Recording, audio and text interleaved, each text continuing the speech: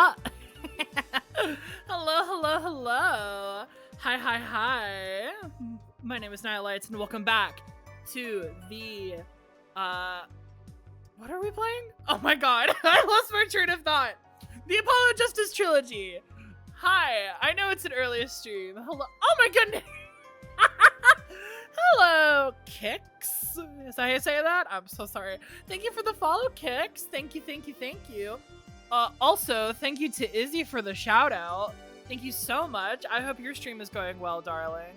Still got still have an hour over work left. I know, I'm so sorry. It's an early stream today, mainly because I timed things wrong and I thought the things were gonna be different. But you know what? We're working with what we have.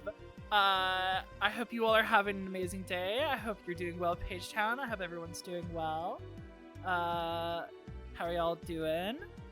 And all that's going on. Last we left off, wild shit!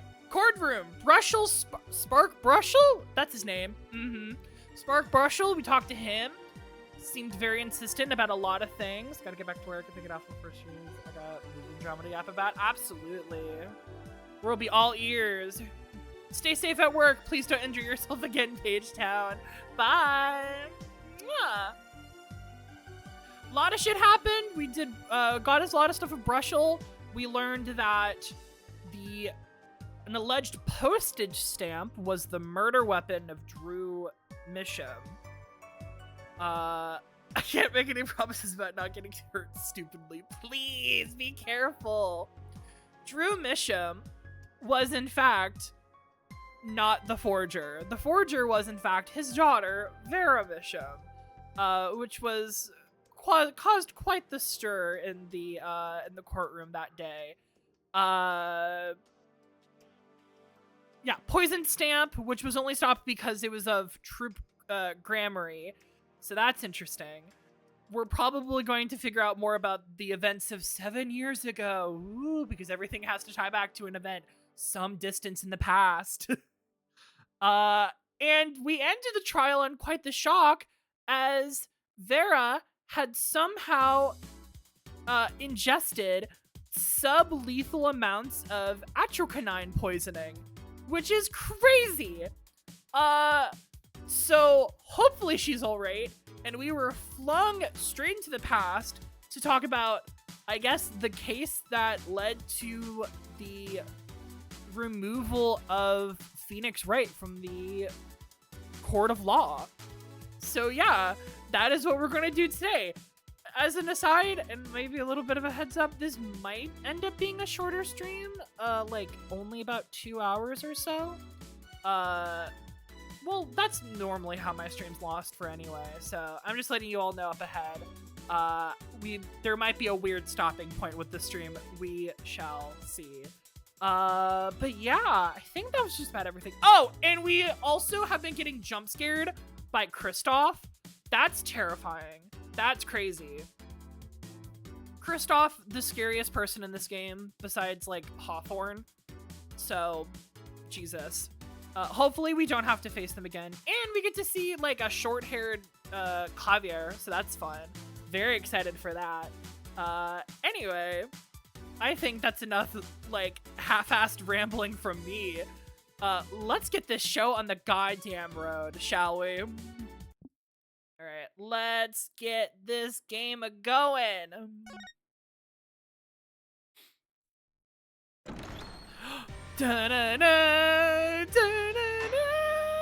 Yes, Turnabout Succession. 7 years ago trial. Ooh. Right, 7 years ago. In the days of distance past. Showdown time. Oh, wait, this is the intro to... I lost.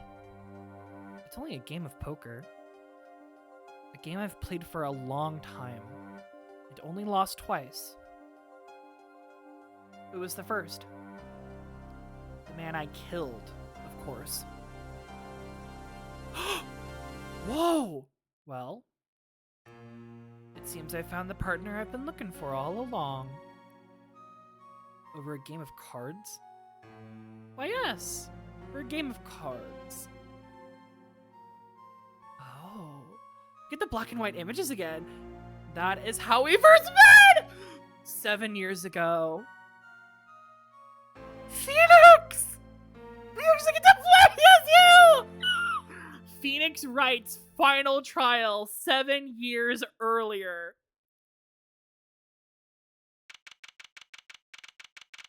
April 19th, 9:27 a.m.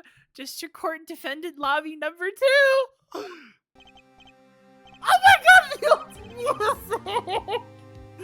Oh, I'm getting nostalgic. I know we just played these games, not even like a year ago, but man, I miss this! Okay. Feels like a long time since I felt like such a rookie. Gotta try and relax. Oh shit. Good morning, Mr. Enigmar. Enigmar? What? Who are you? I'm sorry to have sprung this on you so suddenly. Oh my god. You're stanced up. Also, Enigmar. Interesting. I received the files from your previous attorney only yesterday. Oh. Honestly, I'm not entirely sure I'm prepared. Oh. I understand I'm asking the impossible of you. Yes, well, you haven't really told me what happened yet. All we did was play cards. Oh, was that how you pick your lawyers, Mr. Enigmar? You just play poker with them? And that was enough. Actually, it wasn't. Trust me. Oh my god!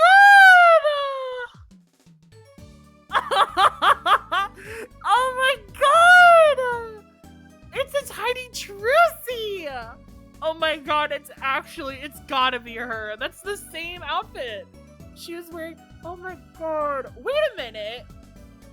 Oh, morning, Daddy. I'm glad you came. Why are you Enigmar? Aren't you, or is that your real name? Is Zach, you're Zach, right? This has to be Zach Grammary. This looks like him. This is gotta be, they are spinning images, Trucy's father. Why are you going by Enigmar? Is that your actual name? Is Grammary just kind of like a stage name? I guess that makes sense, wouldn't it? Can we look at the court record? Oh. Oh, a very important badge proving my identity. Looks at how the trial's supposed to end. Yeah, about that. Ooh. Crime scene photo. Body found in hospital room, shot in the head. Whoa. Okay. Oh, shit. Okay. What's in here? Oh, wasn't that Magnifi Grammary? That was, their mentor. So this must be Magnifi then. Oh my god. Hello, Robin. Hello. How you doing? Cause of death, single gunshot to the head. Estimated time of death, 1 to 1:30 p.m. Magnifi Grammary, age 67, male. Estimated time of death, April 13th, 1 to 1:30 p.m. Loss of blood from bullet wound noted. Malignant tumor found in victim's liver. I'm doing good. Damn it. It sounds like you're doing it all right. Well, if you say you're doing all right, then hell yeah. We'll just say damn it. Shady Enigmar. Oh, okay. Client in this case. Shady Enigmar. That's a weird name. Usually goes by his stage name, Zach. Stage 6-7. Yeah, I know. Usually goes by his stage name, Zach Grammary. Oh, okay. So his name is actually, so I guess, would that mean that Trucy's name is Trucy Enigmar? Huh. Or I guess now she is Trucy, right? But Magnifi Grammary, the victim in this case, died after being shot in the head while in the hospital. Okay, interesting. You okay, Daddy? They picking on you? I am fine as always. This old boy here is to help me after all. That's young man to you. Good morning. That's a cute outfit you have on. Thanks! My first shows today, after all. Oh, really? Oh, that's so cute. Oh, I'm sure it is. What the heck is she talking about? Oh, old boy! Huh? Me? Oh, look what he started. Here. What's that? It seems fate's clock will make me wait a little longer. At least, only less than 10 swift minutes remain. To all those who have supported me in my life's work, I give thanks. Farewell. Magnifique Gramarye. Oh. Where'd you get this? What's this? I don't know. I just got it over there in the hall. What? What? What are you talking about? Excuse me? What do you mean you just got it in the hall? Was it just lying on the floor? They told me to give it to the old boy in this blue suit with the spiky hair. Who's they? They who? Also, old boy, excuse you. Who's they? They said it was really important. Okay, but who? Okay, hun. Who the fuck is they? What's this? A memo for you or some such? Not from the looks of it. What is this? Looks like a page from someone's diary. I'll give it a read later. How about you give it a read now? Mysterious paper received just before the trial. Ooh, I don't like that.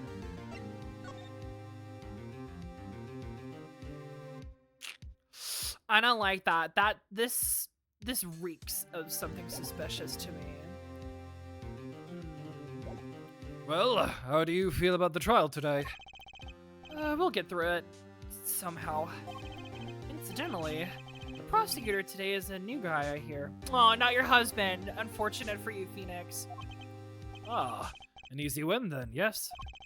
They're calling him a true thoroughbred in the a true thoroughbred in the history of the prosecutor's office. Of course, there's one of those every year. The switching of attorneys just before the trial. I know it's a difficult situation I put you in, but allow me to say one thing, Mr. Wright. Yes? You will not be able to pronounce me guilty today. Okay. I mean, we're gonna get you a not guilty, hopefully, but yeah.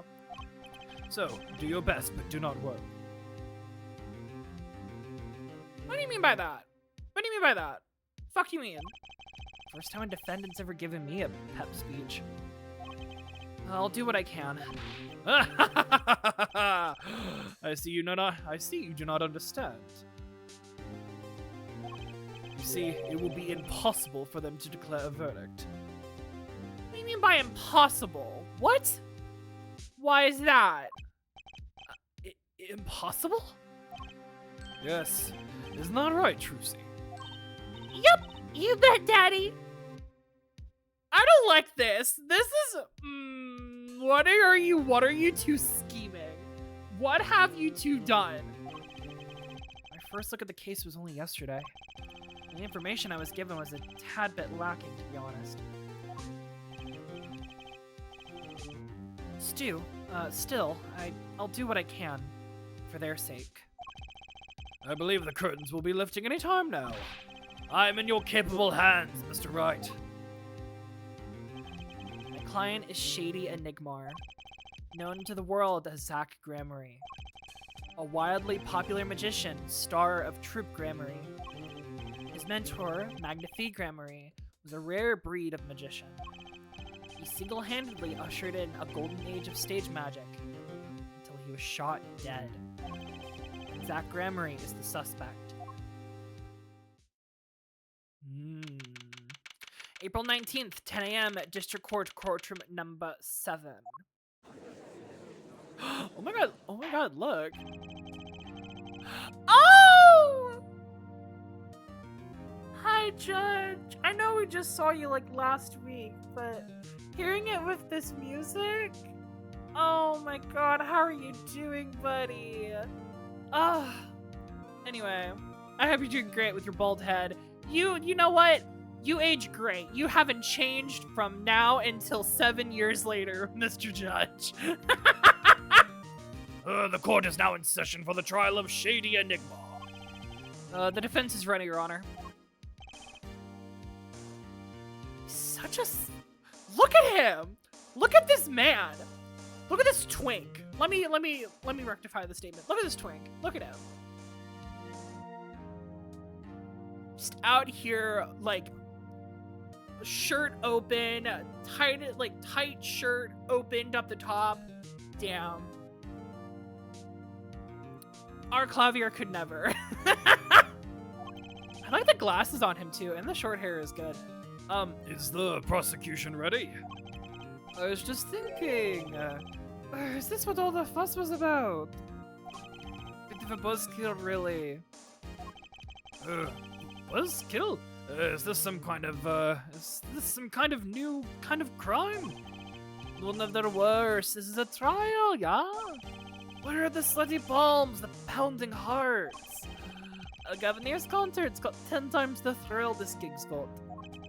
Ooh, where are you again? Clavier Gavin.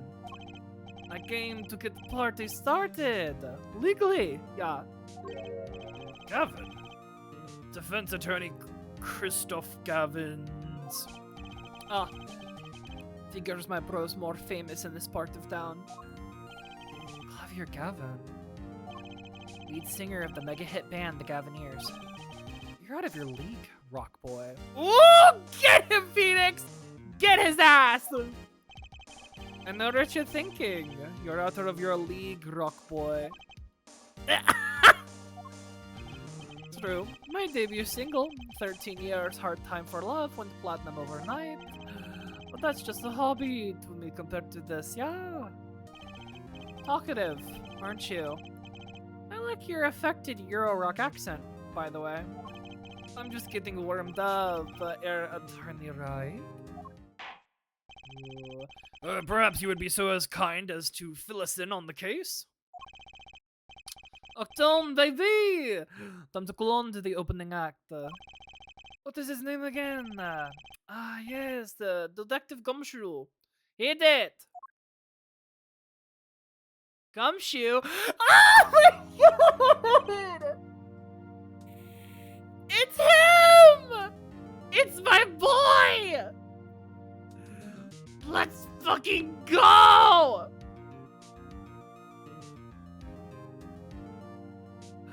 It's him, it's my boy. I might cry. Gumshoe, I haven't seen you in so long! And you are. You're the one who called me up here. Sir. He's so perfect! Gumshoe! Sorry, I'm so sorry. I'm so sorry. Can you look at everybody, actually? Oh, she's a wee, poor little girl. Trucy and Nigmar, yeah. Zach Gramarie's daughter already dresses the part of a magician to the hilt. Javier Gavin. He's 17? Oh my god! Star prosecutor and leader vocalist for the rock group The Gavineers. Name's Dick Gumshoe. I'm a homicide detective down at the precinct. Yes, you are, buddy! Yes, you fucking are! Detective Gumshoe. Long time no see. Hey, you! Huh? Me? Today's the day, pal. Today I win and you lose. Oh, God. Stop being clairvoyant! Stop it! Stop it! I got confidence in my testimony today, see? What, you normally lack confidence in your testimony? You're a detective. This is my stage. Candy antics. Huh? All this hail-yuling and such. I could care less about your history together. Oh, buddy. Can't catch a break. Very well, Detective Gumshoe, if you would.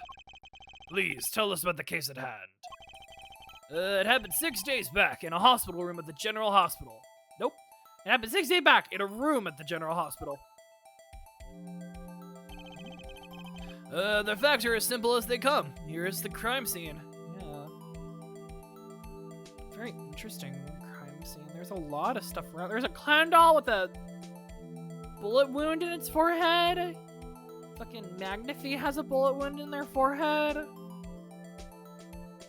There's like a needle that's been undone. I guess undone. It's supposed to be like undone from their arm. There's a syringe on the table. It looks like a gun. Like a little bag of some sort. The victim was a patient asleep in a hospital bed. The killer comes in, puts his pistol to his forehead, and bam! Lights out. Them's the facts. Not so long ago, the victim, Magnifi Marie, was a famous man. Ooh. He had the entire country under his magical spell, as it were. Ah, yes, the great magician. He retired years ago, though. See the name Magnifi to one of my generation, and you'd be lucky to get a blank stare. Yes. Though I'm sure the youngsters today know his disciples even better. Dare say, Troop Grammary has made quite a name for themselves. Anyhow, the retired Magnifi has been in the hospital for the last year. What was it? Malignant tutor or something. Doing something to his, liver, I think. Yeah. A malignant tumor, perhaps. In other words, he had the liver cancer. Oh. He had only 3 months left to live, in fact. Oh. Diagnosed with a malignant tumor, given 3 months. Okay. The facts do seem simple enough. But something's not right. The victim was already climbing a 3-month stairway to heaven.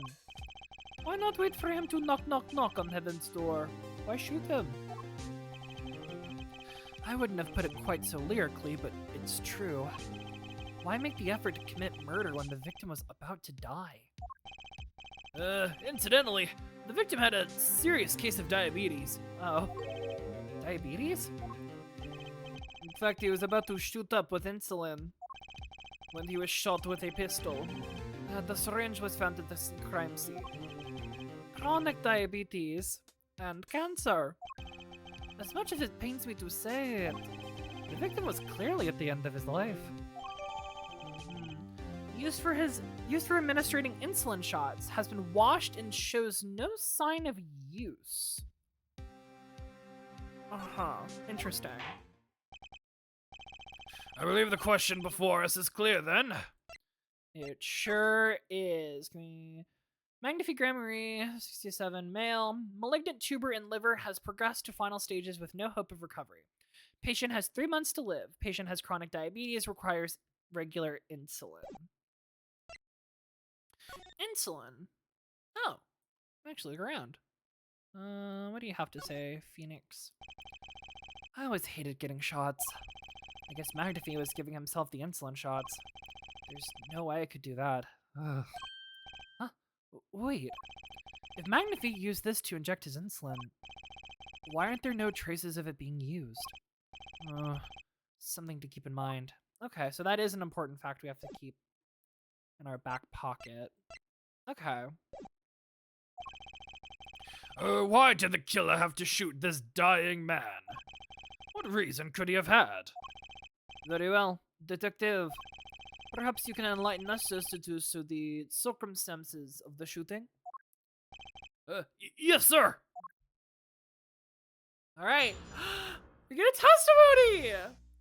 The circumstance. Oh, we don't get the little crossfade with the eyes. Or maybe that's later, I don't remember. Actually, the victim kind of ordered the defendant to do him in. Oh, okay. Interesting. A few days before it happened, the victim sent a letter ordering his own murder. Oh. The defendant did what was asked of him and shot the old man in the forehead. The bullet was fired from the pistol found at the scene, no doubt about it. And the pistol definitely belonged to the old man, sir. Okay, interesting. What? You're saying the victim ordered his own shooting? Yeah, it sounds like it. Why though? Maybe he just didn't want to go out with a whimper. He wanted to go out with a quite literal bang. But that's it's kind of bad. Those are the facts. I have here the letter in question. Ooh, let me read this. To my beloved student Zach. To you, oh, well, I can't read that nearly as fast. Magnifi's letter. The letter asking Zach to shoot him. Very unusual indeed. Yes, can I get a better look at this letter real quick? To my beloved student Zach, to you I entrust the task of lowering my life's curtain. Come on the 13th, 11:05 p.m. I will ready a gun with which you are. Oh. I will ready a gun with which you will shoot one shot square in the forehead. You cannot refuse, and we both know the reason why. Magnifi Grammar. Oh. Wait a minute. You cannot refuse, and we both know the reason why. Was Magnifi blackmailing Zach? With what? Oh, I don't like this. I don't like this at all. Ooh, okay. Although, could such a thing as a letter really cause one to pull a trigger, I wonder? I believe the answer to that question can be found at the end of the letter. Ah, you cannot refuse, and we both know the reason why. Detective Gumshoe, can you explain this to the court? Unfortunately, even the defendant won't say a peep about that bit, sir. One thing bothers me about this. Why didn't he just say 11? Why haven't come at 11:05 without some specific reason?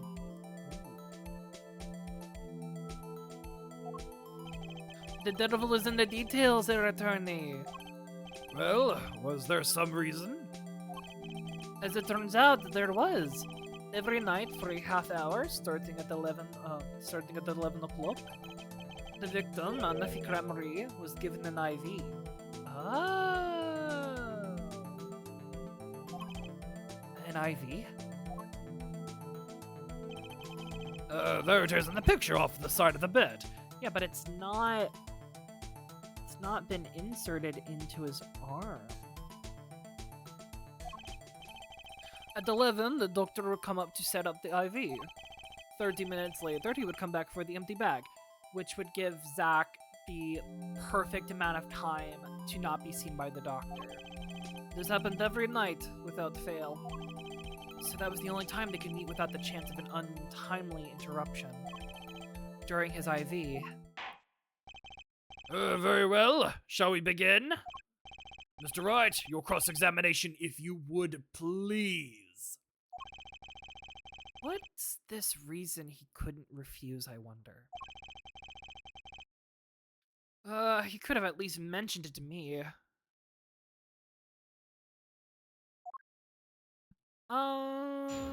Cross-examination. Ooh. The circumstances. Let's just press everything. Just because he got the letter doesn't mean he went through with it. Oh, I disagree. The victim was indeed shot in the forehead after all, just as he had commanded. It could have been a setup. But let's not be in such a hurry. Maybe we should let the witness talk for a change. Thanks, pal. Fine. I can play it slow, as well as I can play it fast. You stop that. On the testimony, Detective Gumshoe. Quit that. Stop it. Twink. A few days before it happened, the victim sent a letter ordering his own murder. You know anything about that? And this letter was sent by the victim? There it is! Gotcha! You're all mine this time, pal! Huh? I had a handwriting checked out, and of course, it was the victim's. No mistaking it. So you haven't said shit. Ah, I see. Score one for the boys! Gumshoe, I love you so much. I didn't lose. I was just asserting the facts. Ascertaining the facts. So why am I so annoyed? But a letter ordering your own death. Things aren't what they used to be, I guess. I'm not sure this is exactly commonplace even now, Your Honor. So anyway, I guess I'll keep going while I'm ahead. The defendant did what was asked of him and shot the old man in the forehead. Sure, press it. Press. How can you be so sure? Hey, you gotta learn to stop relying on people to do your thinking for you, pal. Learn to think for yourself. Get that noggin cranking. You failed to grasp the concept of questioning, Detective. First, we got this letter. It says shoot in the forehead, loud and clear. I can see that, but I still wouldn't do it. Well, maybe you need to grow yourself a backbone, pal. You failed to grasp the concept of shooting people as bad, Detective. You hear that, people? Don't shoot at people. That's bad. Right here from Phoenix Wright himself. We also found the defendant's pistol at the crime scene. Traces of gunpowder residue shows that they had been fired recently. Well, Mr. Wright, as far as I can tell from looking at this photo, there seems to be no issue with the prosecution's claim. Well, what about the clown? Maybe he just really hated Magnifique. It was like, you know what? You look like a clown to me. Shoots the clown instead. The photo. Maybe there's something in there I can use. So they're saying the defendant shot the victim in the forehead. I think there's a hole in the prosecution's argument. Clearly, Mr. Enigma didn't have a clue, I have no clue, didn't pull the trigger or shot something else. Yeah, let's go with that, because we're gonna go with that clown doll. Sorry about that. Looking at this photo, another possibility occurs to me. Yes? What does the letter tell us? That the defendant had a reason he couldn't refuse his teacher's wishes. Bingo, pal! That's when the defendant popped him in. Popped him one in the forehead. Oh? The defense disagrees. You see, the defendant had another choice he could make. Objection! What? And you can prove it? And you can prove that with this photo? I can prove he had a choice, yes. The defendant might have fired like he was ordered, but he didn't shoot the victim's forehead. Well, let's hear what you're thinking, Mr. Wright. If he didn't shoot the victim's forehead, what did the defendant shoot? He shot this little thing. Forehead. Forehead? Forehead. There we go. The clown doll? Take a closer look. See? It's been shot in the forehead, too. There is a hole in its forehead. Yeah, it's because it's because the hole in your forehead was, too. Don't worry about it.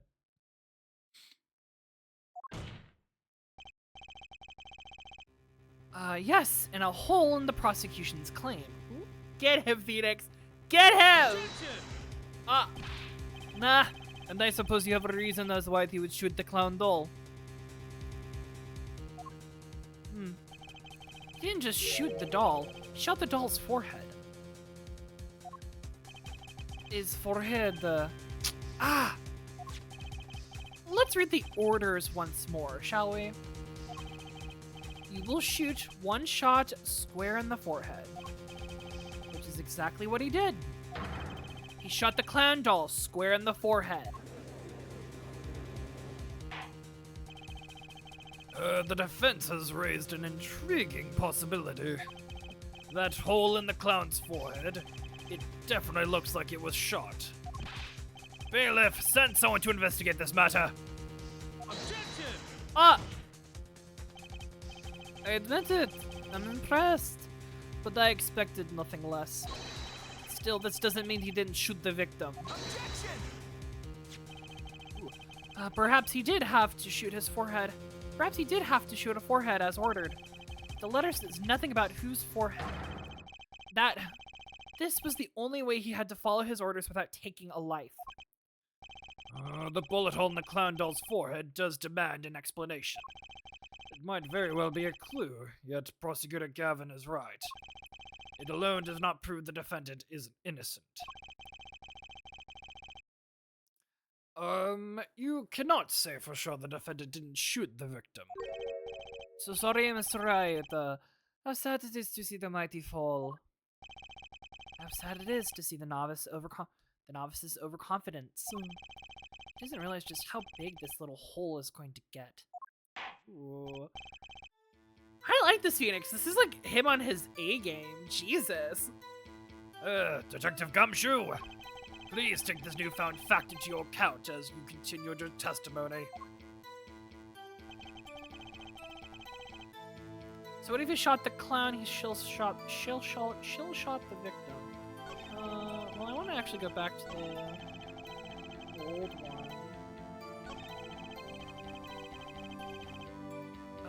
We already did that one. The bullet was fired from the pistol found at the scene of the crime, no doubt about it.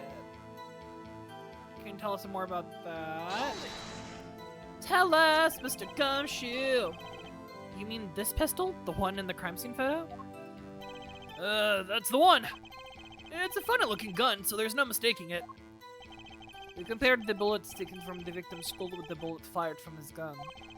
The rifling marks on the bullets were a perfect match. So you verified the murder weapon, in other words. You bet we did. Ah, shit. The pistol definitely belonged to the old man, sir. Sure. Why does he have a why does the old man have a pistol? Wait. Why are you so certain? A pile of sand has your head been stuck in all this time, pal. Never heard of Zach and Valent's quick draw shoot 'em? The fuck is that? Huh? What's that? One of the defendant's specialities. Oh. Zach and Valent stand on either side of a girl. Then they shoot, but the bullets don't hit her. Instead, they hit everything else on the stage. Oh, that sounds. Ooh. Okay. It was one of the pistols they used in their shows.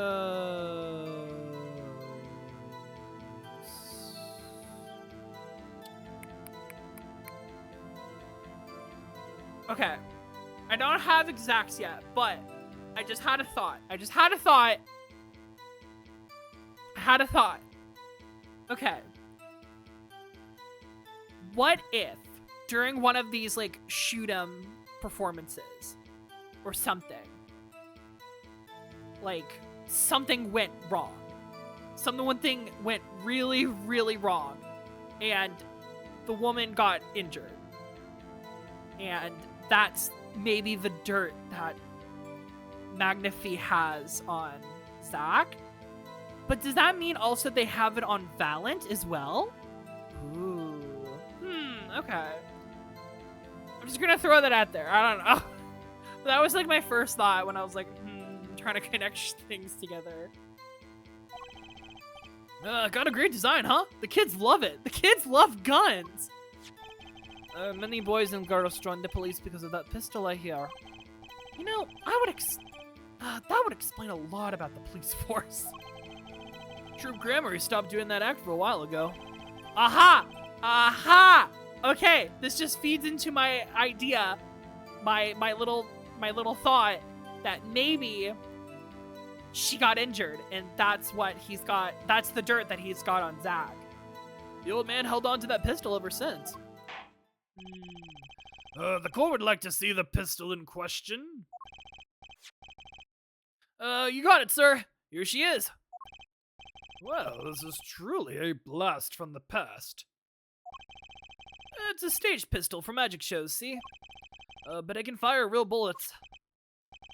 It looks so much bigger in real life than on TV. Yeah, but it can only hold one round. By the way, Pistol's firing chamber is empty. And it shows traces of having been fired recently. Huh. Wait a minute. Wait a minute. Wait a minute. The gun can only hold one bullet?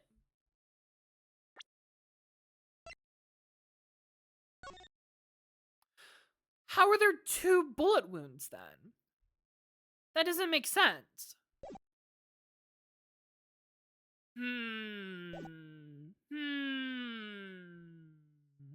Interesting.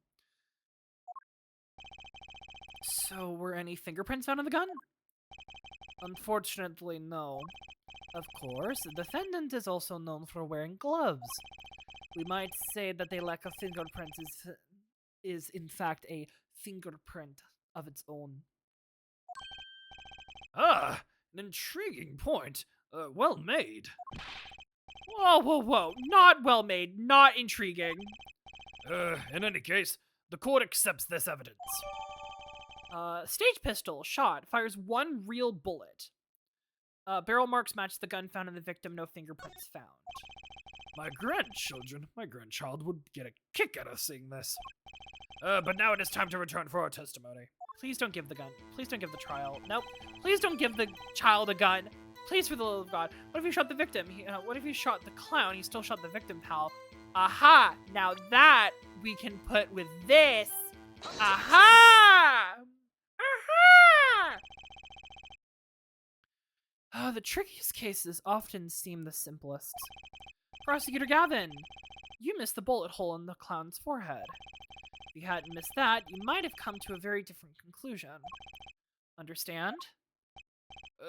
Yeah, but like I said, pal, After you shot the clown in the forehead, we went and... Objection! Aha! Get him! Did nothing of the sort to the victim. The pistol proves he could not. the murder weapon? How? It's quite simple, Your Honor. This pistol only holds 1 bullet at a time. Ah! If he had shot the clown in the forehead, he couldn't have shot the victim, too. Oh, that's not a contradiction, not even close. All he had to do was reload the pistol after the first shot. Objection! Oh, where did he get that extra bullet?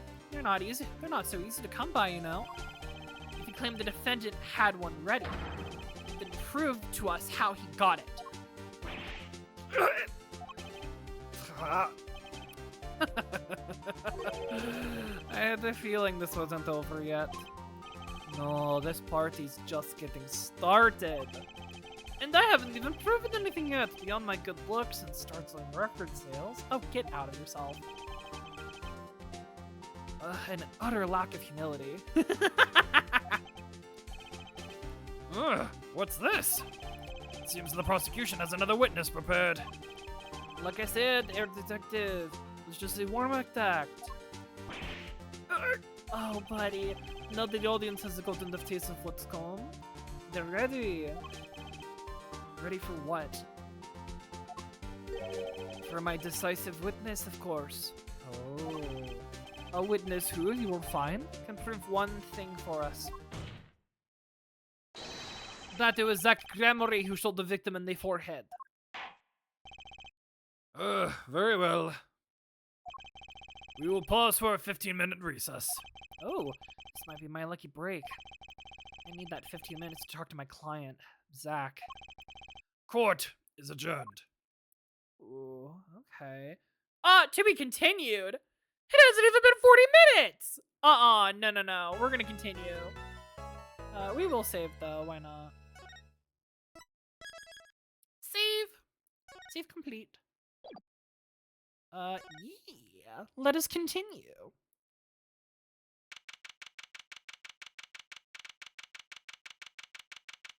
April 19th, 11:21 a.m. District Court, Defendant Lobby number 1. Very impressive, Mr. Wright. I have nothing to say, expected nothing less. We've only just begun. I was hoping you could tell me a bit more about what happened, actually. I did not think you would believe me if I told you. Better that you discover the truth for yourself. I was thinking of you, you know?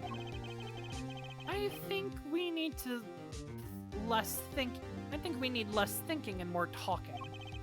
That night in the hospital, what really happened? The way your eyes gleam, Mr. Wright. You scared Trucy.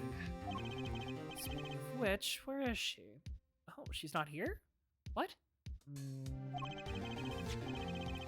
You've seen the problem yourself, the letter. The one shot in the forehead. One, right? Yes, and the reason he speaks of. I cannot deny my mentor's wishes, even if it meant my own death. Why not? This is something I will not say, for now, at least. What's this for now business? Yeah, what the hell is going on? I've done many things in my life, some well, some poorly.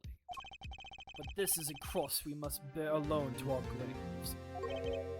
We? Ooh.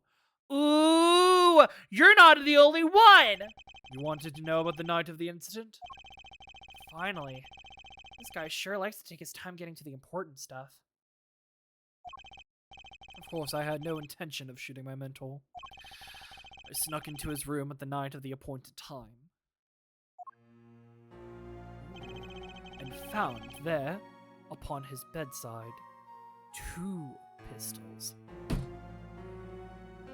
Okay, that leads into my... Okay, so I'm gonna say this right now. That's what happened. Zach's not the only one who got blackmailed. I think Valent got blackmailed too. Ooh. Ooh, because of that act. Oh my god, so that means they probably did injure that woman. Oh god. But to the point of blackmail, that must have been a serious injury then.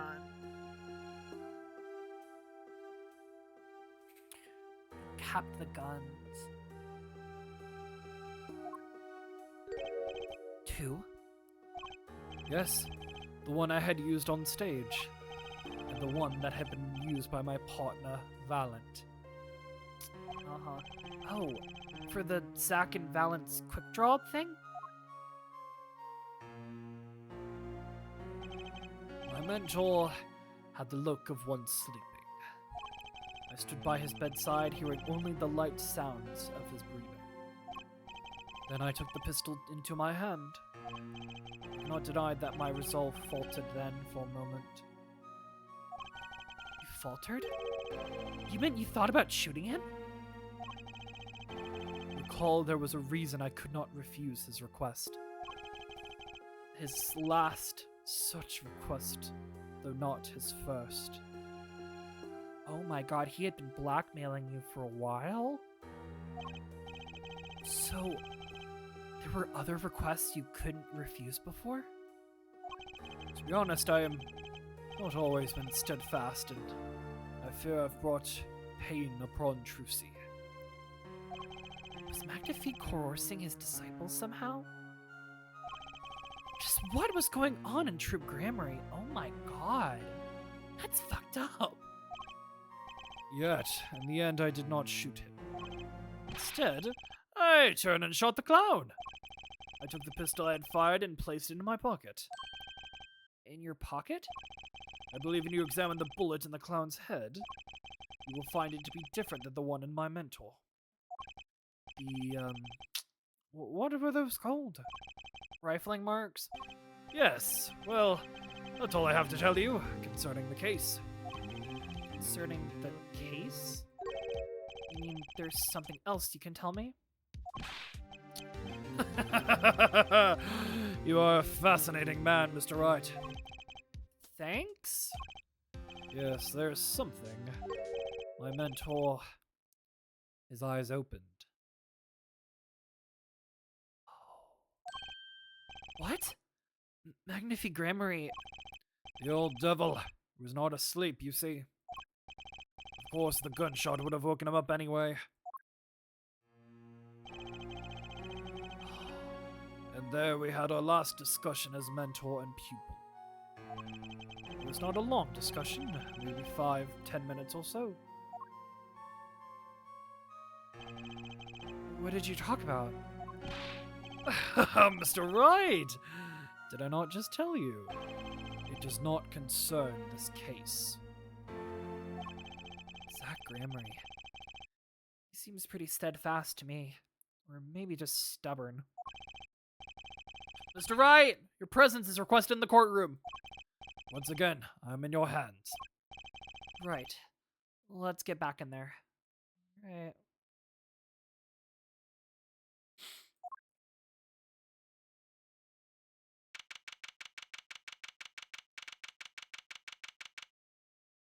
Oh, 9. Nope. April 19th, 11:37 a.m. District Court, courtroom number 7. Court is now back in session. During our recess, a bullet was found and dug out from the clown's head. Well, this is news. And the rifling marks? There wasn't time to do detailed analysis. Though they did find the weapon type matches the murder weapon. Well, that's not very conclusive now, is it?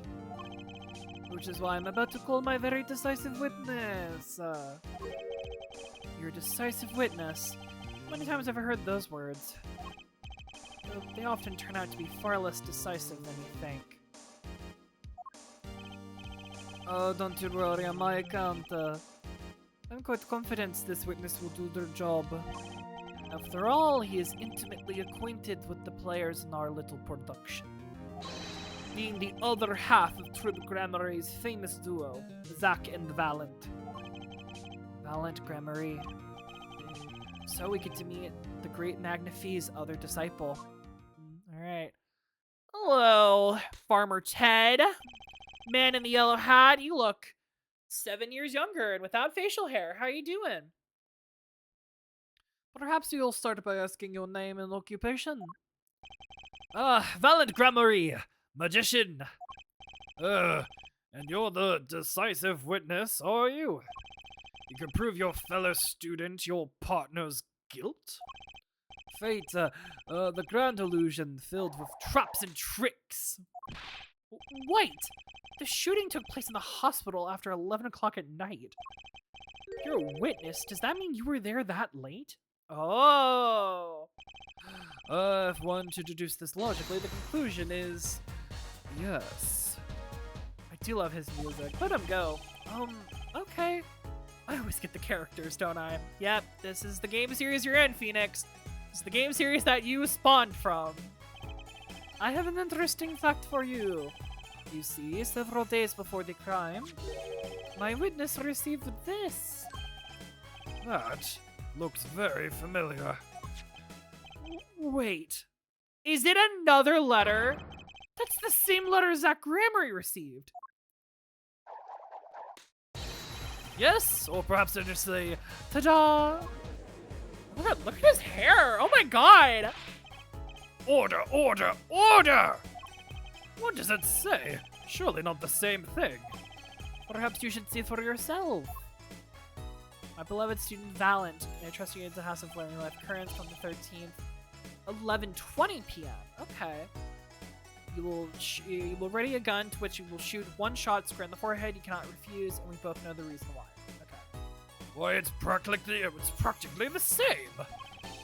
The court accepts this into evidence. Magnifie's second letter. Letter telling Valent to come at 11:20 p.m. Alright. Well, this is most unusual. Exactly what was going on with you folks? What exactly was your troop Gramery up to? By which you mean? We're just having trouble envisioning a man who would ask his students to kill him. Both of them, no less. It is just my opinion, Herr Judge. But from these letters, I'd say he was coercing them, not asking them. We walked the magician's path together, and doing so shared much of our lives. When people are so close, there is a strain, a warping of relationships, you might say. Yet this has nothing to do with the case at hand. By which you mean you're not going to tell us. Which makes me wonder even more about this reason they couldn't refuse. Well, let's get on with the testimony for starters. The defendant, Zach Gramery, stands accused. Tell us why. Oh, I'll do more than that. For where he walks, the red roses rise, sing hymns to the miracles that is magic. Fascinating. Hardly, though I hardly need to remind you that the evidence could just as clearly point to you as the suspect. The letter, the murder weapon, now the 2 bullets found at the scene. In fact, the only difference seems to be the designated time. As every magician knows, timing is everything. Yes, and now it is time to get this party fired up. Witness testimony. All right, the night of the crime. Very Valent. That night I visited the hospital room at the time Magnifi requested. The smell of gunpowder hung in the room, and my mentor had taken his final bow. I did not imagine my fellow student might have received the same instructions. Yet to deal with the dead is to deal. Death's sweet kiss, I gave it to the clown. And then I informed the doctor and the police. Oh.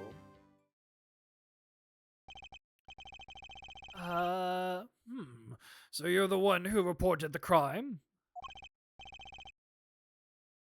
Indeed, I would think. This fact alone would clear my names of suspicion. Let's not jump to any conclusions. Yeah. It would probably explain why he's so shifty in the future. But of course we don't know that. Yes, the cross-examination generally comes before the conclusions in this court. But if your testimony proves to be true, then the defendant, Zach Gramery, is guilty. If it wasn't Zach Gramery, then the killer was you, Valent. And no disappearing act will get you out of that. Cross-examination. Night of the crime. That night I visited the hospital room at the time Magnifi requested. Should I just press everything? Let's just press everything. There wasn't anything that stuck out to me like a sore thumb yet. Which, according to the letter, was 11:20 p.m. Indeed. In magic, timing is everything. Right. Consider the illusion of teleportation. If I were to appear on stage before my stunt double has left, how would that look? You're just gonna say that out in the loud? Okay. Why, it would reveal the very secrets of my magic. Now that you've revealed the very secrets of your magic for all of us, let's move on. You wanted the designated time, and what did you see? The smell of gunpowder hung in the room, and my mentor had taken his final bow. Just press. So, you weren't worried for your own safety at all? I mean, you smell gunpowder, yes? What if the shooter was still nearby? Woo! I did not consider this, to be honest. He's like, I smell gunpowder in the air. That's fine. Who should worry about my life? Everything's gonna be A-okay. It is forbidden for a magician to have a good imagination. What? Really? Isn't magic all about illusions and imagination? How about this? You were the shooter, which is why you weren't afraid. Now you're the one imagining. It is forbidden for a lawyer to have a good imagination. The witness will refrain from pausing so suspiciously before responding. For my forbidden imagination is starting to imagine things. I did not imagine my fellow student might have received the same instructions. Okay, can you tell us more about that? Which brings us back to this reason neither of you could refuse. So it does, and my partner, he did not refuse. But Magnifi wrote the same thing to you. Why could you refuse if Zach couldn't? Because I have a will of steel. Of course. I also do this trick where I bend steel bars, so perhaps steel isn't also strong. So which is it? Which one is it, Valent? For fuck's sake! Mind if I continue? Okay. Yeah, to deal with the deed is still a deal. Death's sweet kiss, I gave it to the clown. Thanks. There were 2 bullet holes at the scene, one in the victim and one in the clown. You're saying the one who shot the clown was you? No doubt my partner Zach has said much the same thing. Yeah, because whoever didn't shoot the clown committed murder. One of you is a murderer, the other one is not. I'd better dig around here a bit more and see what I can turn up. Mr. Valent, let me ask about something else concerning the crime scene, namely, The bullet in the pistol, the location of the pistol, the number of pistols. Ooh. Not the bullet. Location? No, the more important thing we want to know is the number of pistols. How many pistols were there when you entered the room? by which you mean what, precisely? 2 pistols were used in the Zack and Valent quick draw shootout, correct? 1 for each of you. You are well informed, yet only one of my old friends sat in the hospital room that night. What did Zack tell me back in the lobby? Of course, I had no intention of shooting my mentor. Yeah, you took the pistol after you shot the...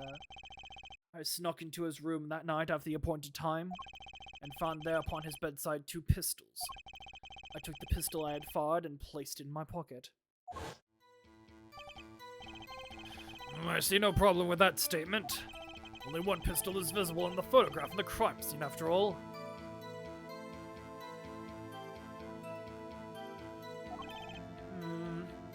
So you picked up that pistol and fired it? Indeed I did. Alakazam, alakazing, alakaboom. Is the number of pistols really so important? Yeah, I'm gonna say so. Number of pistols is quite important, Your Honor. Very well. Please add this detail to your testimony. What can I do but obey? That's all you can do, fucking man in the yellow hat, curious George looking ass. Only 1 pistol was in the hospital room that night. With that, I shot the clown. Well, you both are claiming to have shot the clown. One of you are lying. And hopefully with the gun, we can prove it. Because we have the... Maybe with the ballistic markings of the bullets found in the clown, we can figure it out. According to the defendant, Zach Gramery, when he entered the room, there were 2 pistols on that table. 2? One of those pistols he used to shoot the clown in the forehead. Then he left with it in his pocket. Of course, this is what he would say. Unlike the hapless clown, we must assume our defendant has some brains in his head. Well, what about Mr. Valent has told? What about what Mr. Valent has told us? You see, there's something about his testimony that doesn't make sense. Schrodinger's clown! Either the clown is alive, or the clown is dead. We have put the clown in a hospital room. There are 2 guns in there.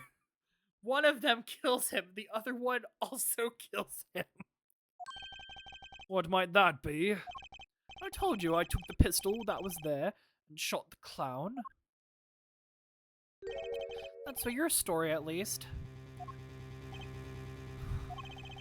But the rifling marks tell a very different story, Mr. Valent.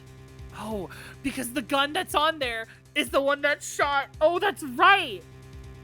Wait a minute, no, he's right! I just realized what they were getting at. Because the rifling marks, we know, are a perfect match on the gun on the table to the one that shot Magnifi. But the rifling marks tell a very different story, Mr. Valent. Recall what Prosecutor Gavin told us.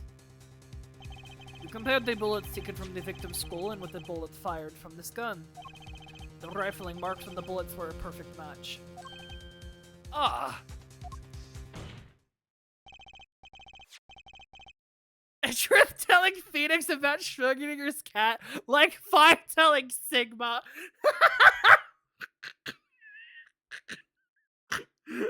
Oh my god. Oh my god. I would love an animation of the whole Schrodinger's cat conversation from VLR, but it's Edgeworth and Phoenix instead.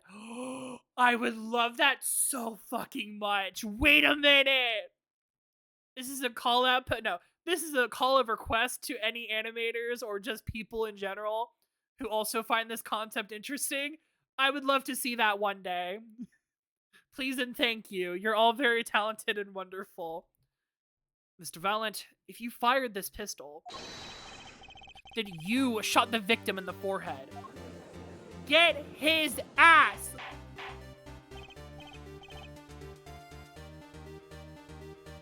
Order! Order! Order! Sorry. Well, this is all rather sudden. What have I done? Prosecutor Gavin? I owe the court an apology. Sorry. Sorry for what? You see, I was unaware that 2 of these unique pistols were crafted. The analysis of rifling marks only proves the type of gun that fired them. God damn it! But that's not what you told us before. You said you verified the murder weapon. Which is why I'm apologizing to you now. Quite sincerely, I might add. Oh, shut up. Would you like to hold me accountable for a mistake made in my youth? Yes! That was just this morning. I'm still young. And I might add, it wasn't really my fault. The defendant had only admitted he took 1 pistol from the scene of the crime.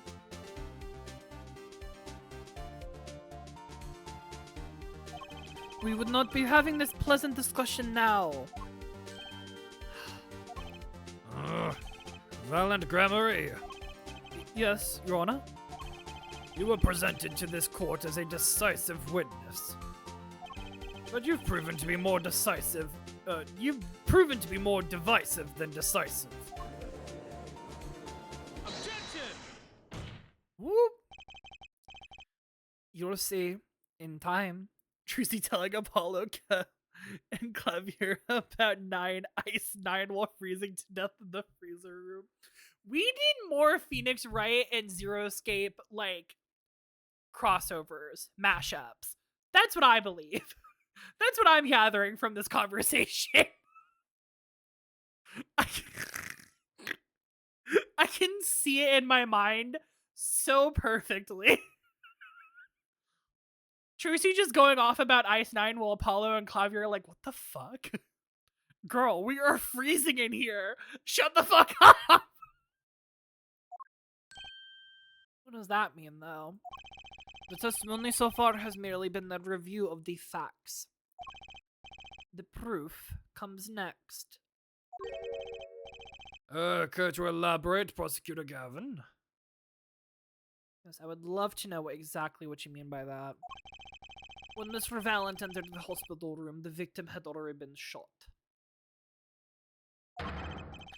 As his next testimony will prove, alright, the real fight is about to begin. Bring it.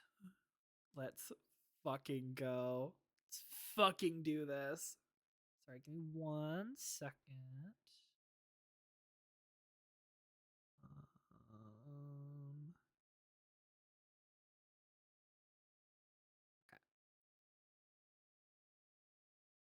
Okay, there we go.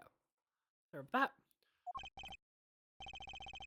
that. Very well. The witness will now testify to the court. Help us determine who shot what.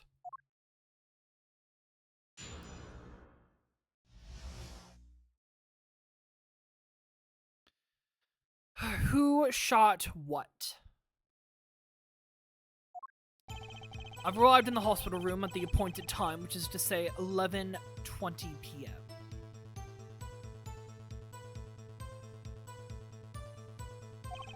After discovering the body, I fulfilled my obligation, then called in the doctor. Okay. The doctor examined the body before the police arrived. It was quite clear about the time of death, 11:10 p.m. Ooh. I need to know more about that. And the one in the room at the time was my partner, not me. I want to know why he was so certain about that. Those times are rather close, you have to admit. Damn, who in the Ace Attorney cast would be Carlos? That's the real question. Huh, do we have a Carlos analog yet? I don't know. Maybe like Gumshoe? Gumshoe is Carlos. Oh my god, wait. Gumshoe is Carlos. Fucking Edgeworth is Akane. And and Phoenix is Jumte. And it's that conversation they have about like splitting timelines in one of the routes. The like infinite universe like rock paper scissors contest. It's that conversation with those three. I would love to see that actually. Those times are rather close, you have to admit. Talking about an alibi established over a matter of minutes. Gumshoe would be Carlos. Absolutely. Shakes your hand. Good that we made this decision. To use a 10-minute discrepancy as your basis of your alibi Is easy to explain in this situation, Air Judge. For example, take our debut hit single, 13 Years Harm Time for Love. Cue the song, press the play button, and it will play for 2 minutes and 15 seconds. Do it 100 times, the result is the same. Your debut single was only 2 minutes and 15 seconds long? What a ripoff. Magic is a world of utmost precision. Hocus Pocus requires admirable focus. And in the times of death determined by the doctor, there is an incontrovertible truth. That's a weird word. Very well. The prosecution warns us that we're dealing with rather precise times. And we will expect the cross-examination to require the same level of precision. Okay. I would hope the defense remains from its customarily broad, sweeping accusations. Lest we blur the focus this case so clearly demands. Point taken. Baseless remarks will result in a penalty. God damn. Okay, so we can't check it. We gotta be careful, I think. Carry on, Mr. Wright. Carry on. Right. I want to know about how they were so certain about that time. So I guess let's try... No. After discovering the body, fill my obligations. Doctor examined the body. It was quite clear about the time of death, 11:10 p.m. Can you tell us about that? I don't think I'm stepping out of a limb to say that I have some doubts about this. How could the doctor be so precise with the time? We do only usually get an estimate time of death, true. I'm not sure I've heard of a verified time of death. Magic reveals in making the complex appear simple, but reality is the opposite. What appears complex in this case is a simple matter of subtraction. Oh? I see another person has done the arithmetic homework. The point here is the IV the victim was taking. Oh. It's quite visible in this in the photograph of the crime scene. Recall what we heard earlier about the victim Magnifique Maurie's schedule. Every night at 11, Magnifique took an IV drip for 30 minutes.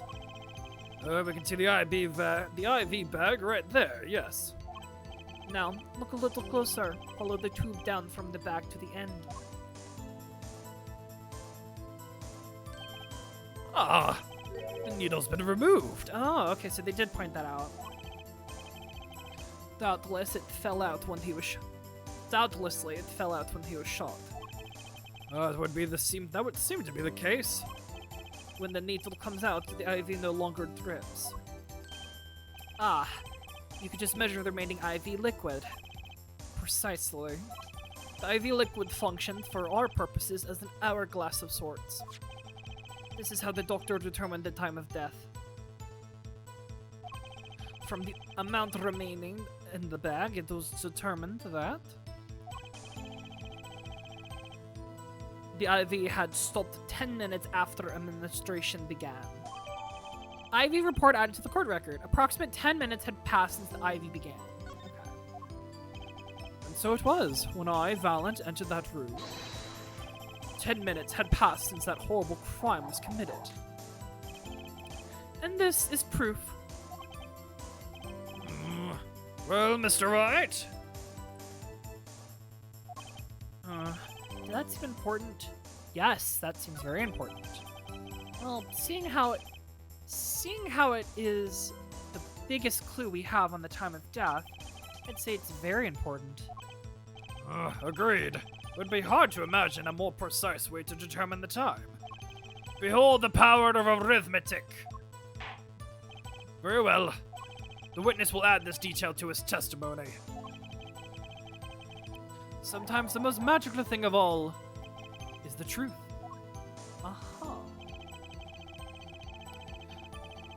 The water of life springs not eternal.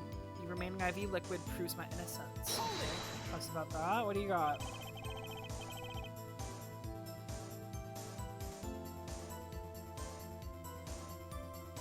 Did you notice the IV yourself by chance? When I first entered that room, its stench of gunpowder assailed me. Next, the mark of death upon my mentor's forehead. And then his left arm I did spy a rose, drooping and wilted. Its thorn, the discarded IV needle. Knocked from the vein by the force of the shot, luckily for you. If that IV had not been there, why, you might be a suspect. Indubitably so. I might say it's thanks to my lucky color. What? Your lucky color? Indeed. Even today I wear it proudly upon my suspect self.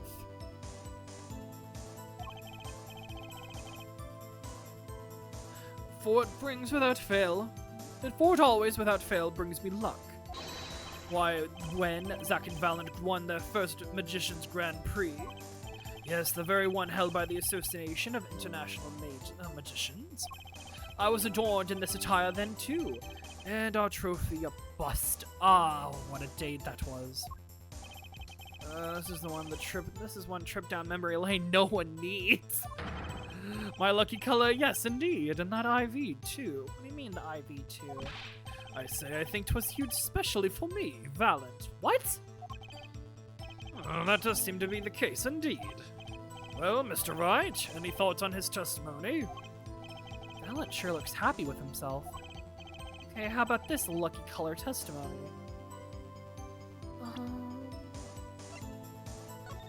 Look at it.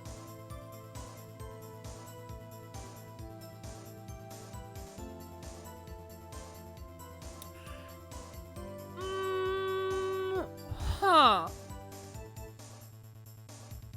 How would he have known exactly what color it was? I guess you can just kind of guess, but like, because the bag is blue, the liquid is... No, the liquid looks green though. Wait a minute.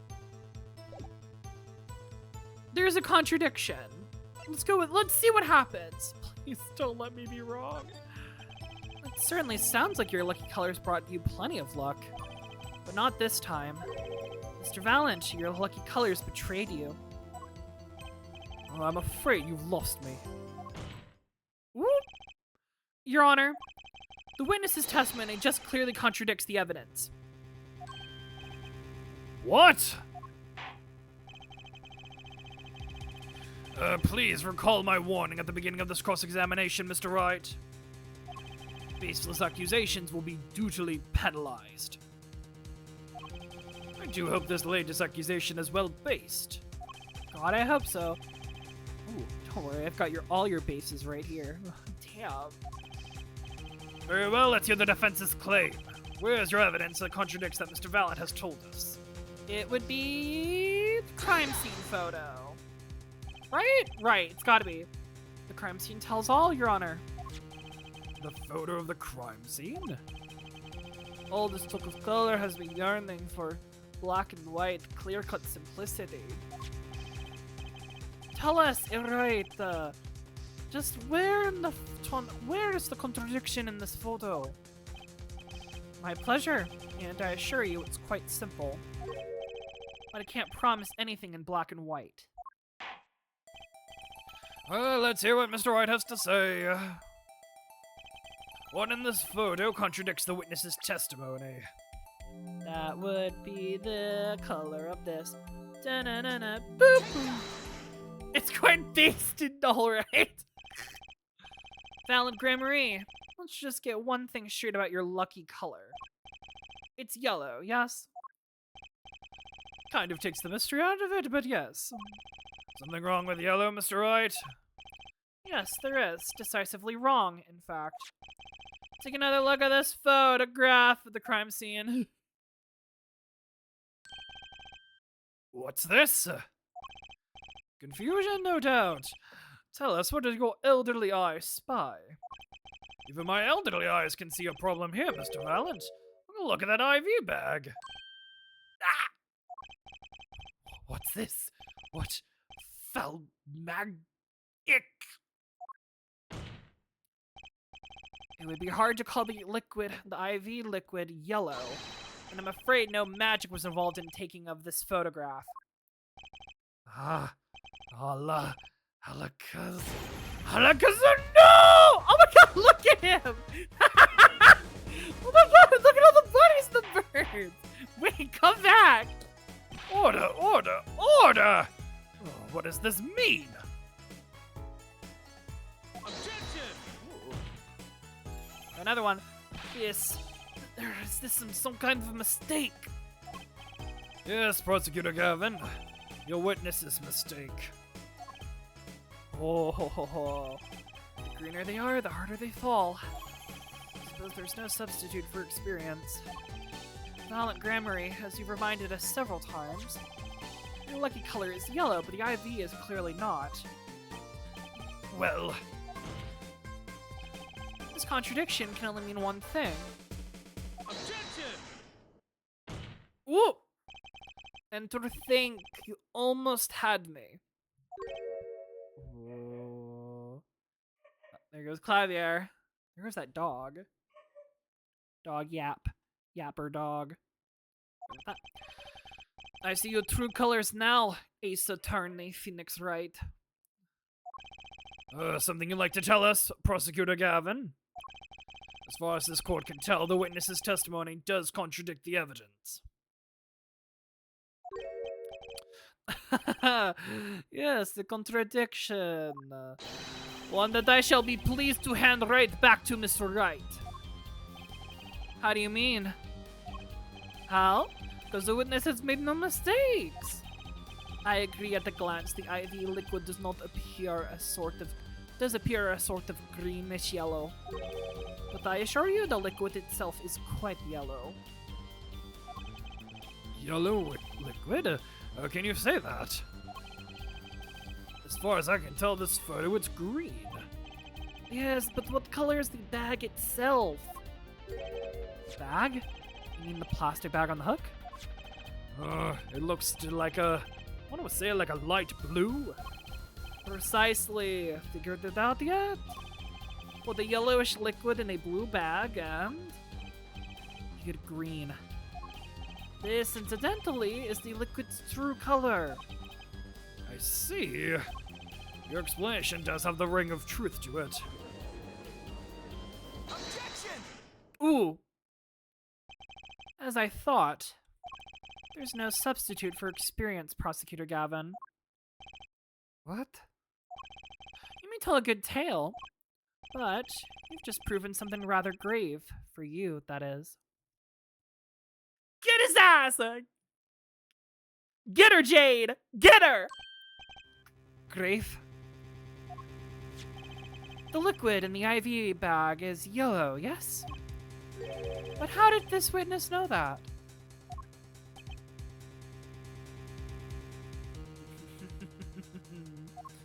How would you know that? Get him. Get him. It's quite unnatural when you think about it. You did think about that, didn't you?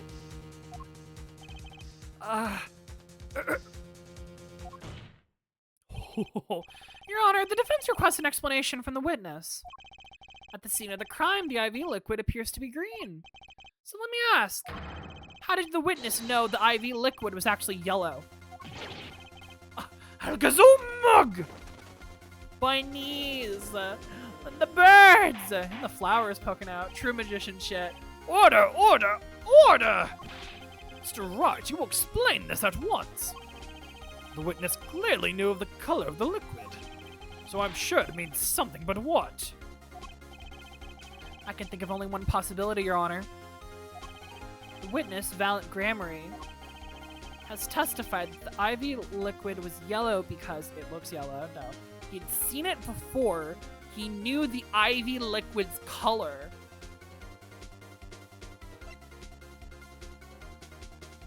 He knew the liquid's color, yeah. He knew. And the facts before us, the answer is clear. The witness knew that the IV liquid was yellow. Why? Because he had seen it before. Oh? But not inside the blue bag we see in the photo. He saw the liquid by itself in a clear, colorless bag. I suppose he would have had to, but I'm still not clear as to what this all means. Yeah, I'm not exactly sure what's going on. Ask yourself, why would he know if he didn't work at the hospital? That's where you'd find your meaning, Your Honor. Objection! I'm afraid I find nothing. So what if he knew the IV's liquid's color? Leave the getting excited over absolutely nothing to Teeny Bopper fans, yeah? Objection! The IV liquid. Oh my god, his voice. Sorry. I'm so sorry. This is an aside. I think Phoenix has a different voice actor in the trilogy. In this trilogy. Because all I can hear is Sam Riegel. I can hear Sam Riegel's voice so clearly when he says objection. It's not even funny. Oh my god. Okay, I'm gonna hold on. Okay, I'm gonna get myself together. Get your fucking shit together. Okay. Oh my god. The liquid IV. The IV liquid is the only evidence proving the time of death. 30-minute hourglass with 20 minutes worth of sand remaining. Your claim, Prosecutor Gavin. I remember it well. However, there is a critical difference between an hourglass and an IV bag. Wait, I know! An hourglass uses sand, but the IV bag uses liquid. Am I right? Right? As much as it pains me to say this, Your Honor, no. Unlike the sands through an hourglass, the IV liquid enters the patient's body. At which point, like magic, it disappears. However, what if the amount of IV liquid had increased? You couldn't tell, could you? Oh! After all, there's no way of knowing how much went in. Objection! Let me get this straight, alright. You're saying the witness watered down the victim's IV bag. Oh. He altered the time. Not with water, but with IV liquid. That's how you knew the IV liquid was yellow. Now, wait! I said wait! How might an amateur as much as myself say to perform such a task? Objection! I'm an amateur too, but I can pour water into a cup. Objection! I'm afraid there's quite a big difference between the cup and an IV bag. Quite. Can you prove our witness is capable of such a feat? He has a point, amateurs. I at least would have some difficulty pouring IV liquid into that bag. You don't need to be an expert to see the look on the witness's face. He added liquid to that IV bag to throw off the time of death. I tire of these fairy tales lacking evidence. Well, Mr. Wright, any solid evidence to bring us back down to earth? Valiant Grammary, I'm afraid your magic won't serve you well in a life of crime. Might I ask what you're strongly suggesting? Magic relies on props, and props become evidence.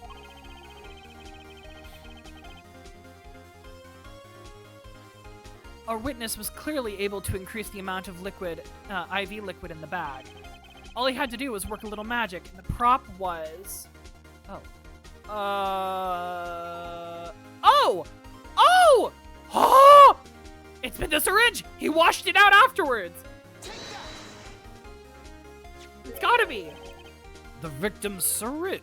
It was the perfect prop for the magically increasing IV trick. And easy enough for an amateur to use. What kind of evidence is that? The syringe was clean, not a trace of liquid in it. Ooh. And don't you find that odd, Prosecutor Gavin? What? The victim had the syringe to administer his insulin shots. There should have been traces of insulin left inside. Get him! Fucking get him, Phoenix! Well, Valiant Grammary, as you pointed out yourself, the IV liquid makes the perfect clock. One that you can manipulate at will. Alakazam!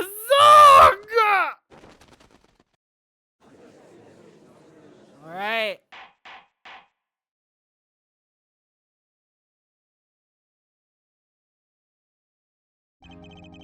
I do believe, well, with this being his first, that the burden of this trial has been a bit too much to bear for Prosecutor Gavin.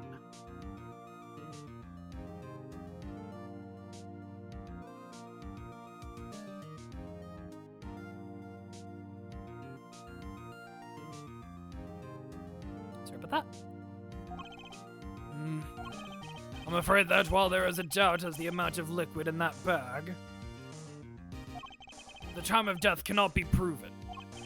And that brings our trial to a close for today. Oh. We're gonna have to do 2 trial days? Oh, shit. Oh. Maybe I can squeeze an extra day out of this. Maybe do a little bit much needed investigation work. I see there's no objections. Court is adjourned. Oh. Ooh. Really, there is no substitute for experience.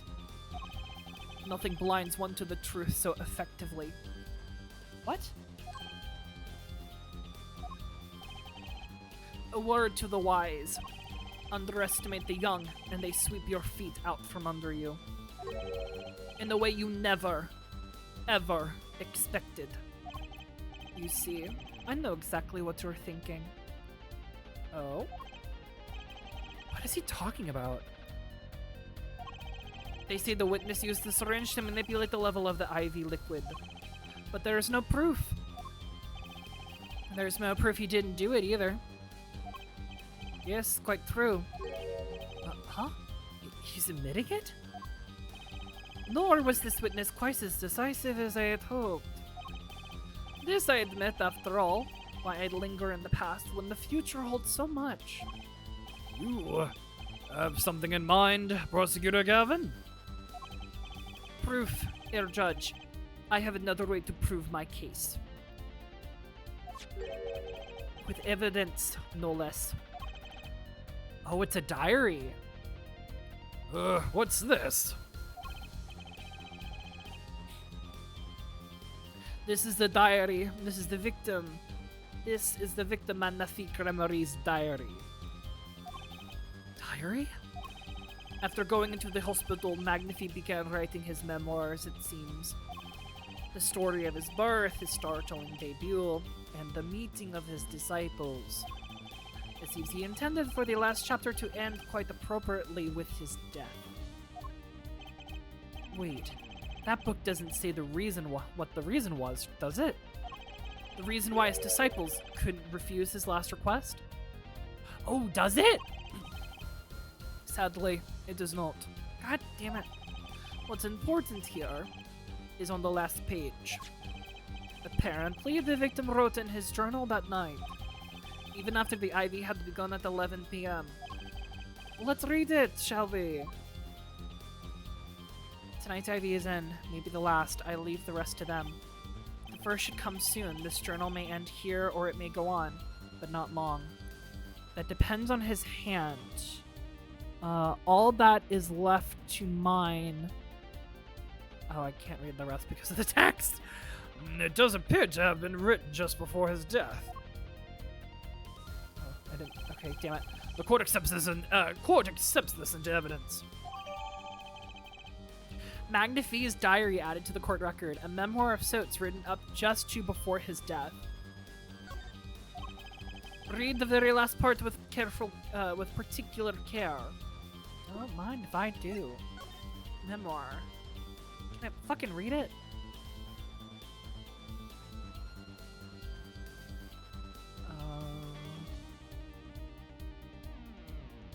Hello? Oh, can we open it? Tonight's IV is in. Oh, this is the last page. The diary ends here. Huh? Huh? What's this? It looks like a page was ripped out. Well, now, isn't that interesting? No, god damn it! Let me fucking read that! Oh, for fuck's sake. Well, whatever. Oh, god damn it. This journal may end here, or it may go on, but not long. That depends on his hand. Of course, by his, he refers to our defendant, Zach Gremory. That would make sense, yes. He was the first scheduled visitor, after all. But look at what he said before that. This journal may end here, or it may go on. It may go on. Magnifi Gremory intended to write again. That is, if Zach Gremory didn't pull the trigger. I see the defense understands the meaning of this.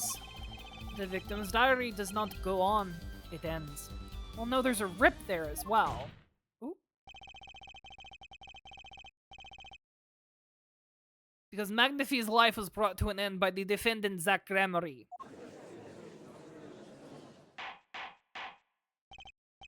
Order! Order! Order! Prosecutor Gavin! You're certain that Magnifi Gremory wrote this? There is no mistaking his handwriting. Well, it does seem to be significant.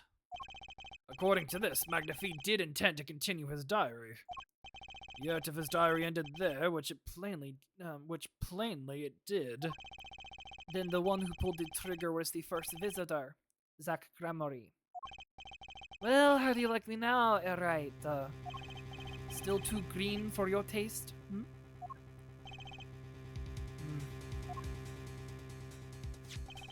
He's right about the diary being pretty clear. Still, I find it hard to believe that he'd overlooked such an obvious problem with his precious evidence. Well, Mr. Wright, the witness testimony we just heard was lacking. But put together with this evidence, it seems pretty sufficient for a case. Just getting Takara to go home, no story time. Also, what the fuck happened to his hair? Oh wait, I see flashback. Yeah, flashback! We got Phoenix! Please drive safely, Page Town. If the diary is accepted like this, the trial's over. Maybe it's time for them to show, maybe it's time for me to show them something. Do we have evidence? Show them what, though?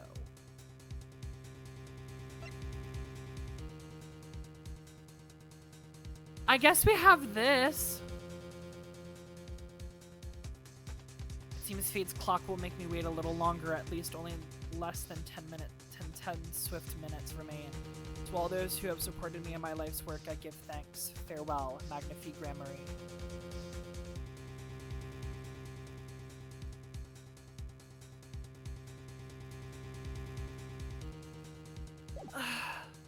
I mean, yeah, we have a notebook page, but I don't like it. I just got some much more info into the moving drone to share since we popped it last time. Oh dear. What happened? Oh god, I guess we gotta show evidence. I'm left with no choice but to show my own evidence.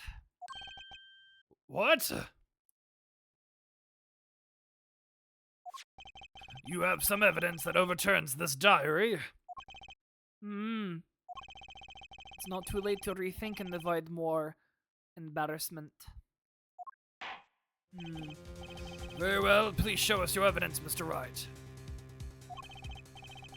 Incidentally, don't even think of showing us this diary I've just shown to the court. Oh. Now that we've come this far, I hope you have something a little more decisive. Show us evidence that proves the victim continued writing his diary. Alright. Be happy to. No, Phoenix, it's a trap. No! He was in a trap! Oh, for fuck's sake! The decisive evidence proving the diary didn't end with this page is... Oh no! It was a setup!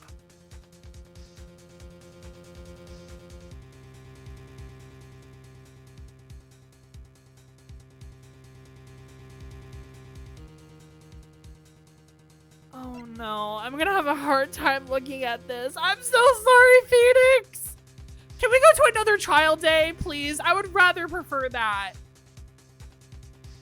Guess we got a mysterious paper received just before the trial. It's a notebook page. Oh no. First, take a close look at this diary. Note that a page has clearly been ripped out. What's this? I hadn't noticed that at all. That's why we're still here talking about this. As it just so happens, I have here what I believe to be the missing page. Halleck, I don't believe it! Looking at this page, it's hard to imagine that the first visitor that night shot Magnifique Gramarye. That is the defense position. Wait, let me see that.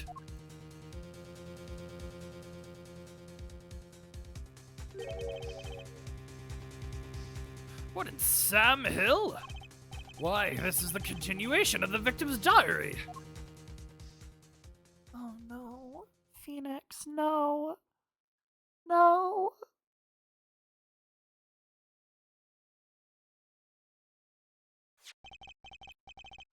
Note the torn edge of the page. It's a perfect match with the torn remains of the last page in Magnifique's diary. Quite remarkable. Would you care to explain what all of this means, Heir Attorney? The diary continued after his first visitor came, which means that the victim was still alive after Zach Gramarye left, leaving no one to take his life but the second visitor. Valiant Gramarye. No. No! The handwriting, too, matches that on the other pages. This is without a doubt the genuine article. Oh shit. No, no, no, no! No, it's like a train wreck! I can't divert it! Order, order, order! But wait! That's impossible! That old man couldn't have written that! Why? Objection! Oh no. Finally. Finally? Finally what? Did you know this was gonna happen? You just couldn't resist, could you, Heir Wright? You set him up! Clavier! No! You didn't! No, you did not! Clavier, no! Resist what? Presenting solid evidence? Your judge. Yes, Prosecutor Gavin? Might I request we put the current cross-examination on hold? Prosecution would like to call in a new witness. But Prosecutor Gavin! The evidence overturns the current witnesses. I ask only to put it on hold. Please. My new witness has a very, very important piece of testimony to give.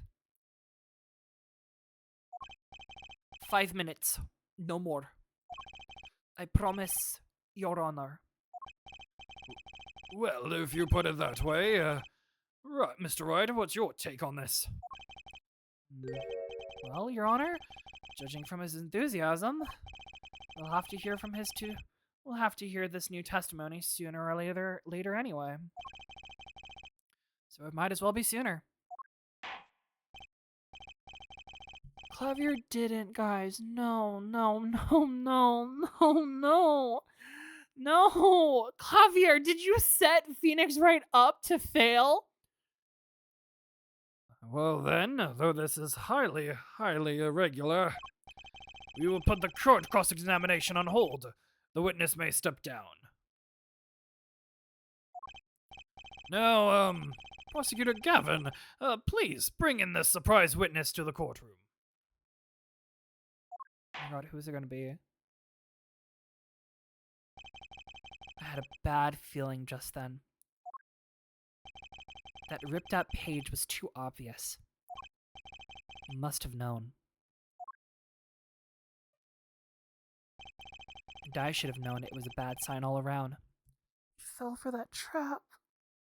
Phoenix. No. Oh, it's been cleared out. Is that Drew Misham? Holding trial with no audience is a first, even for me, Prosecutor Gavin. I begged the court's understanding. But I had to make a judiciary deal with the witness to secure his testimony. Oh, that's right, because you won't go out of the house usually. A judiciary deal? The details of his testimony may have some legal ramifications, shall we say. I thought it best to contain the information to this room. Very well. And you are the witness, I gather? Oh. Yes, sir. State your name and occupation for the record. My name's Drew Misham.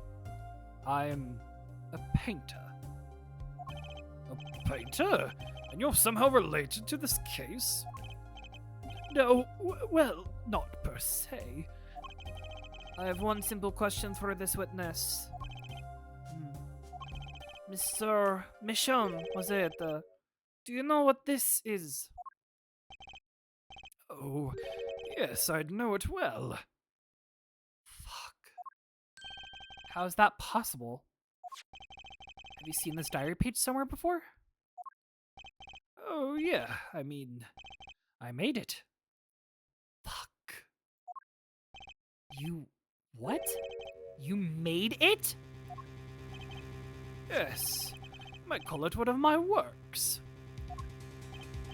The prosecutor's office received a tip-off yesterday. Illegal evidence has been prepared for the trial of Zach Gramery. God fucking damn it. Uh-huh. Yeah, a tip-off. Was it actual tip or did you... No. I want to believe that Clavier didn't set him up. But then the question then becomes, who the fuck set up Phoenix? Illegal evidence? initiated an investigation, then I found this witness. A painter to the world at large, through Misham has another side, you might say. He's skilled in making perfect reproductions of certain things. Forgeries, in other words. Forgeries? Well, so we are to understand that this page here is...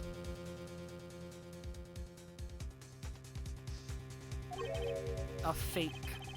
Prepared by a certain defense attorney. Objection! We did not!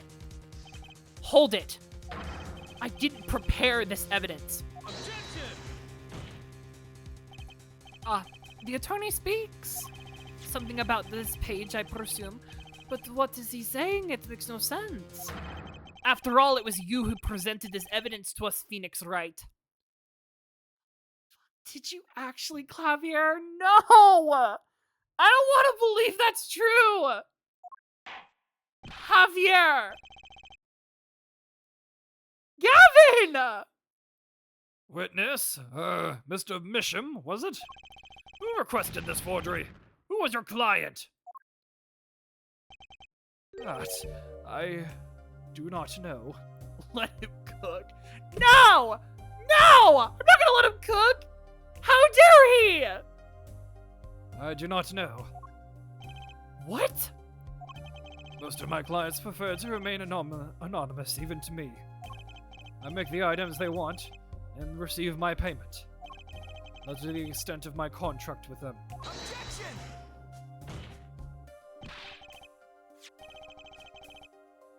There's no proof this is a fake. It is a fake. Huh?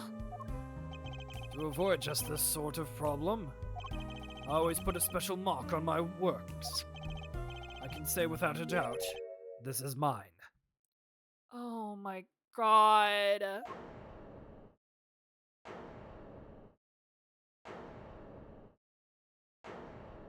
Oh no. No. Phoenix! This wasn't your fault! You were caught in a trap! Oh, God. Mr. Wright, you've just presented illegal evidence in this court. My court. It was careless of me. That's all I can say. Oh, old boy! Here! What's this? I don't know. I just got it over there in the hall. They told me to give it to the old boy in the blue suit with the spiky hair. They say it was really important. God damn it. It was all a trap. A fatal trap. Mr. Wright, Yes? do you have an explanation for yourself? If I did, would the court hear it? Probably not. Forging evidence is a serious crime, and presenting it in court is a serious mistake. A fatal mistake for an attorney. Fatal too, perhaps, for your client, I fear. Shit. No. Tell me, what kind of defendant relies on forged evidence? The answer is quite clear. A guilty one. Objection! Your Honor, wait! I understand that presenting forged evidence in court is a serious crime, but you cannot hold my client responsible for actions I undertook as an individual. I'm sorry, Mr. Wright. Your Honor? Another close call, I dare say. The prosecutors also haven't received that hot tip. Everything would have gone the way you wanted it to, yeah? I even gave you a chance. Too bad you decided not to think before embarrassing yourself. I want to strangle you, you little fucking twink. Come here! I want to strangle you! God damn it! I see no need to further discussion on this matter. Special witness dismissed.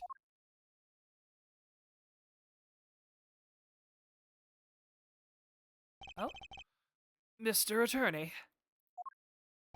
Yes? Could I ask your name? Huh? Phoenix Wright. Mr. Wright. I have seen and studied many people, but none like you. I will remember you, Mr. Wright.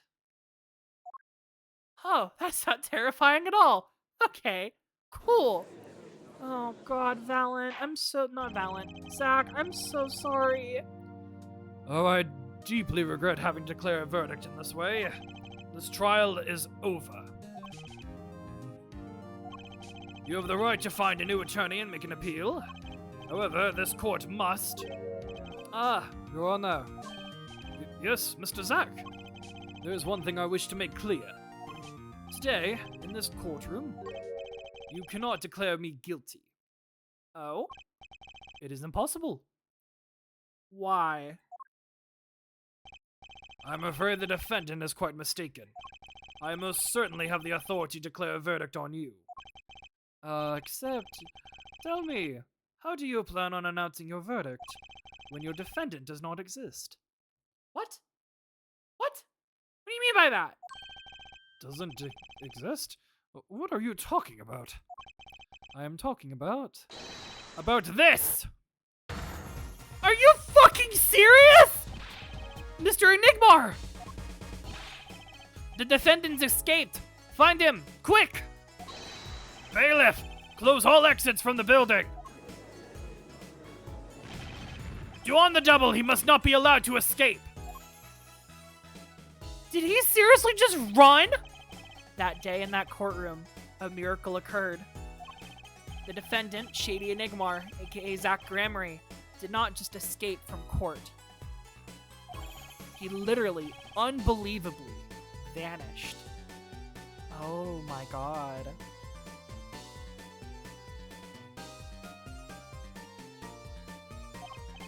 Right before the bailiff's eyes.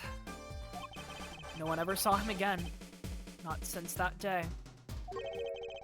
This is the Grammary miracle! Ha ha ha ha! Oh, Phoenix. No verdict was decided. No verdict was declared.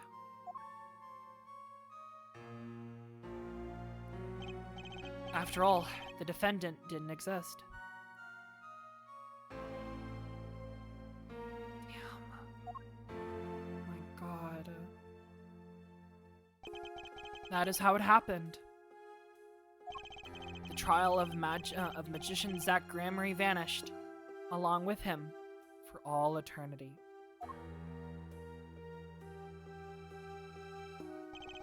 The mysteries that remained behind were all solved, however, but not until 7 years later. To be continued.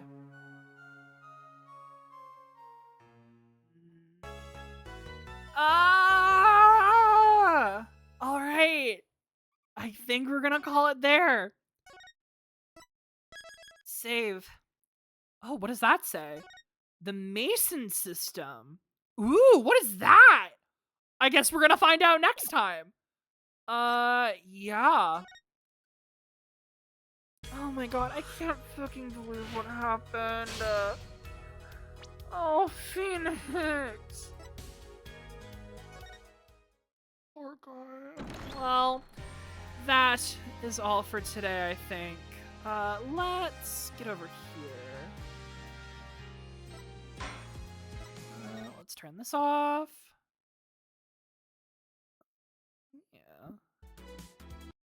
Yeah. There we go. Yeah. Thank you all so much for coming by and hanging out with me. Thank you, thank you, thank you. Thank you to Izzy for the shout out. Kix for the follow. Welcome to the family. Mwah. Thank you, Pagetown. Thank you, Robin. Thank you, Orange, all for coming by and and chatting and hanging out with me. Thank you, thank you, thank you. As always, I stream here on Twitch, usually Thursdays and Sundays at 5:15 p.m. Eastern Standard Time. If there's any time changes, those can be found on my YouTube community page and also on my, I think that's what it's called, my YouTube community page and also on my Discord server, where updates and other stuff gets all posted all the time. I post my VODs usually the day after stream ends. And yeah, let me check something. I think Izzy is still streaming. Yeah. So we are going to go over and raid them.